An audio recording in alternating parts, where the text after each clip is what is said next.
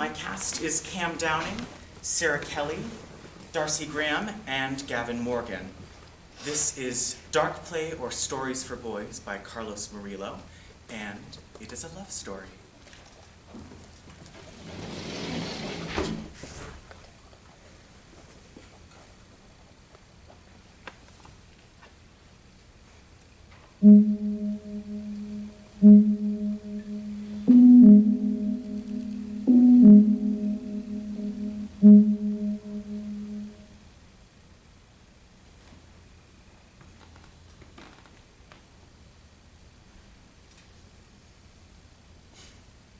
I make shit up. I make shit up all the time. Partly because I like making shit up, partly because I'm good at it, and partly because, well, I can. Which is not to say I'm oblivious to the consequences. Christ, do I know there are consequences. You find yourself in these sticky situations, painted into corners, and it takes the dexterity of a sharp-thinking comic book superhero to get out of, to unstick yourself, tiptoe across wet paint, hoping you don't leave a trail of toe prints behind you, and that if you do, they're just faint enough so that no one will notice. I'm thinking about this right now because, well, I find myself in one of these situations. A situation that I have to muster up the deepest wells of my comic book hero dexterity to get out of. Or not. You see, there's this girl. In my bed, lying next to me in the dark. She's naked. We've just had sex.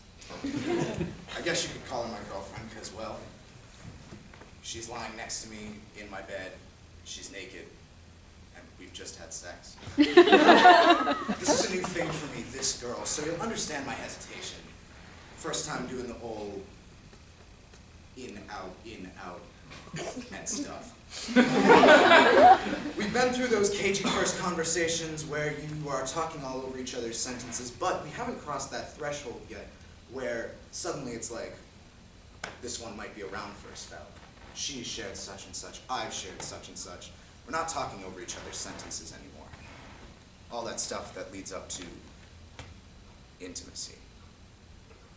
No, we haven't gotten to that point yet. No, we are in the middle of the post-first-time humping awkward silence. And let me emphasize that this post-first-time silence is incredibly meaningful. The entire future of our relationship hovers over this silence. Like a promise. Like a threat. When at a loss for words, why not start bumping uglies again, right? So, her index finger slowly makes its way towards my pubis, all suggestive, when suddenly she comes to an abrupt stop just above the belly button, where she meets a pink strip of raised skin. Tentatively, she traces a line around the pink strip, and then even more tentatively, she begins to explore the rest of my abdomen, where her finger finds other pink strips like the first. Some 3 inches, some an inch, some just thin wisps. What are these? Come on, Nick, what are these? Do I tell her the truth? Or do I let my comic book hero dexterity get me out of this one? In other words, do I tell her the truth, or do I do what I do so well? Make some shit up. The question, the choice, the question, the choice, the question, the choice. What are these? What are these? Nick, can you hear me? What are these? The question, the choice, the question, the choice, the question, the choice. Launches me backward in time.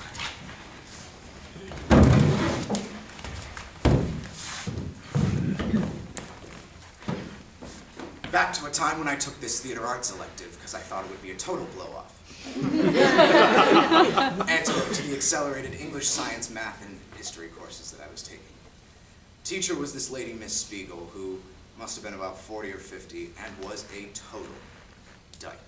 The best theater is theater that challenges the audience, that provokes, that's dangerous. That's what she used to say.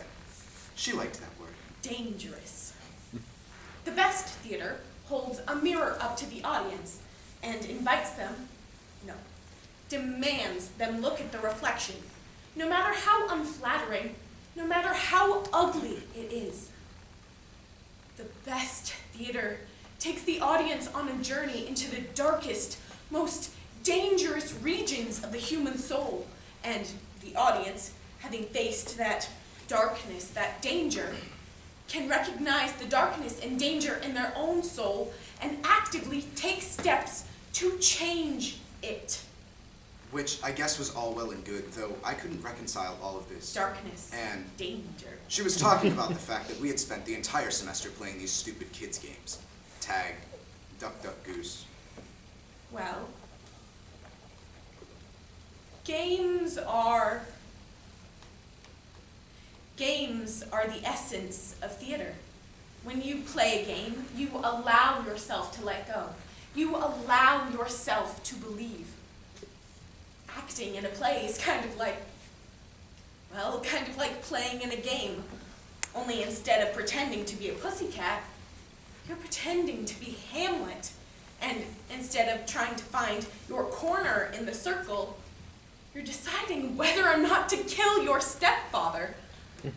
And then she got on a roll. She started talking about how these games are really dangerous for the players. That When I was in grad school, like a million years ago.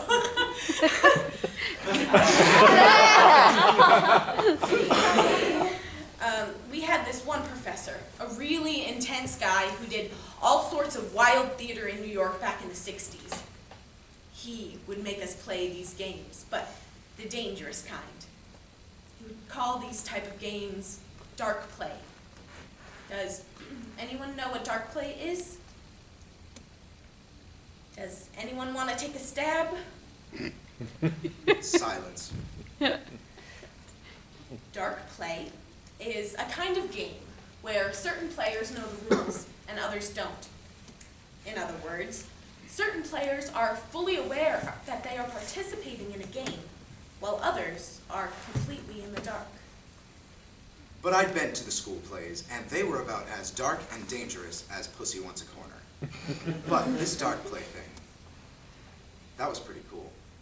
And if the school ever did a play like the internet, with all the dark play happening there, I'd be sure to check it out.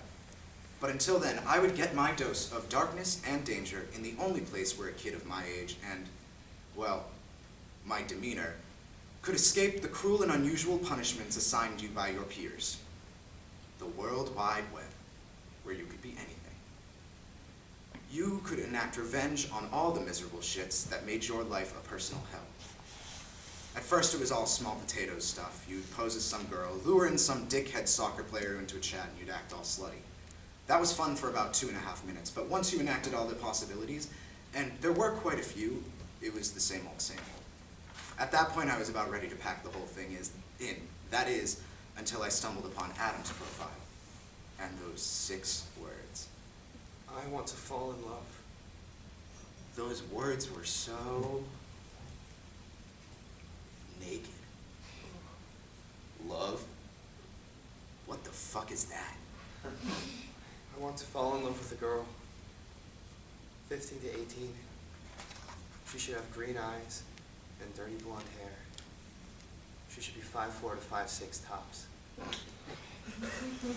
Have a good body. No fat girls, please. No offense. She should be smart and likes to chill out on the beach. I'm 16, kind of tall. I used to play soccer, but I'm looking to expand my horizons. Email me at justwanttocillwithyou@aol.com. Now, I couldn't just email him and say, hey, I'm Nick, I'm like 14, and I'm pretty confused about most things, so what's up with all this love shit? I might get him on the smart part, but you would never mistake me for a 5', 6" dirty blonde, green-eyed girl. who likes to chill. No. Nature did not endow me with such gifts, but nature, with all its insurmountable obstacles, doesn't really exist anymore, does it? So, in spite of the physical shortcomings that nature cursed me with, in the nature-free world, I could create the girl of his dreams. I could invent Rachel. The tricky thing about inventing Rachel was, Rachel had to be, well, plausible, which you'd know is a tall order if you've ever had to create a human being from scratch, especially one of the female species. She had to fit the criteria, and fitting the criteria was pretty simple considering Adam pretty much sketched her out for me. She needed to be pretty. And Rachel also had to suggest the possibility of sex to Adam without coming off as a total hoe. In other words, for Rachel to be plausible, she had to be, well, kind of average. That first chat online was surprisingly easy. I figured out pretty quickly that Adam was creating Rachel just as fast as I was. She could say something totally generic, Like, when is Ben Affleck not totally lame? and that would lead Adam to create a whole matrix of assumptions about her, and what she thought about things like Iraq, religion, the last election, which I guess is what people do, right? You really don't know anything about anyone, just surfaces. So you have to, well, make shit up about what's going on underneath. In that first chat online, time disappeared. 11 hours and 45 minutes non-stop. It frightened me at first, but it also excited me that I could sustain Rachel for so long.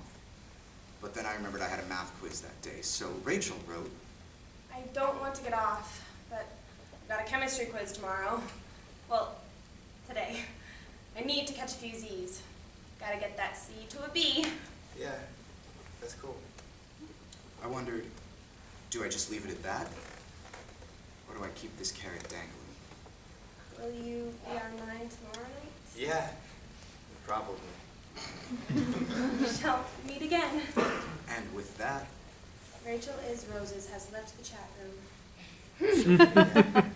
and meet again they did. They exchanged jokes. So, these horny gay pirates get shipwrecked on an island, and it turns out that this island is actually home to a Catholic convent. They exchanged intimacies. You ever feel like you were the loneliest person on earth? They exchanged pictures. Did you get that picture I emailed you? Yep, And you were totally cute. Yeah, they laid down the groundwork for the inevitable face-to-face meetup that would prove if their virtual connection could sustain the chaotic muck of the real world. I want to meet you. And if that connection did survive, then they could, you know, exchange bodily fluids. I want to meet you. I want to meet you too.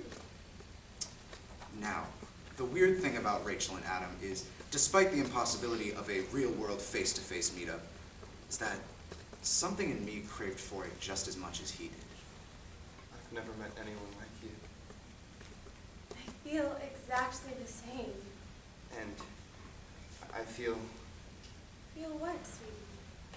you're gonna think this is queer for me to say, but I've never felt this way about anyone before. Adam. Oh, Adam. I don't think that's queer. I think that's the sweetest thing anyone's ever said to me. Rachel, I think I love you. Adam, you don't know what that means to me. Why can't I meet you? It's like you're too good to be true. I'm not good, Adam. I'm bad. Sometimes I think I'm the most awful person in the world. Why? I can't tell you that. Someday I hope that I can. And face to face, not like this. Someday I hope to kiss your beautiful mouth and cradle your beautiful head on my breast and stroke your hair and kiss your ears. I don't believe you. Since things have to be this way, let me love you the only way that I can. Will you let me do that? Maybe. Turn on your webcam, Adam. I don't know if I want to. Please. Adam, please. I want to love you. I want to love you the only way that I can right now. Turn on your webcam. Fine. I'm turning it on. Show me how much you love me, Adam. I want to see it. Show it to me and show me how much you love me. And there he was on screen. Grainy. Choppy. Standing up from the seat of his chair, undoing the button and the zipper to his jeans. I urged him on. I feel like you're in my room with me. You're so beautiful, Adam. Show me how much you love me. Show me. Show me. Show me.